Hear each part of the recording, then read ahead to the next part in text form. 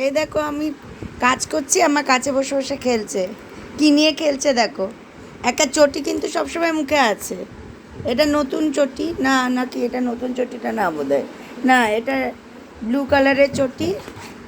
এটা হলো ওই আমার বৌমার চটি। ওর পাবলোর জন্য কিনেছিলাম, তারপর দেখলাম যে ওটা নিয়ে খেলছে না, তখন বৌমাকে দিলাম, বললাম তুমি পরো। কারণ ভালো চটি তো আমি কিনি।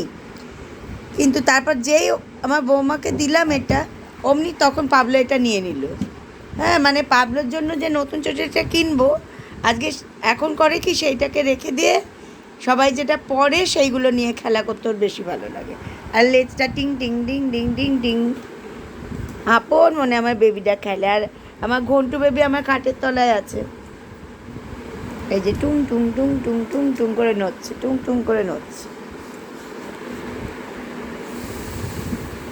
এটা একটা মিত্তি বেবি, আমার সোনা বাচ্চা, আমার পাবলো বাবা। আপন মনে খেলবে, আর ঠাকুমার গায়ের মধ্যে এসে এসে চটি নিয়ে ঘষে দেবে। হ্যাঁ, মানে ঠাকুমার কাছ থেকে সরা চলবে না আর কি। মাঝে মাঝে একটু মার কাছে বাবার কাছে গিয়ে আদর খেয়ে আসবে। কুট কুট কুট কুট কুট কুট কুট কুট।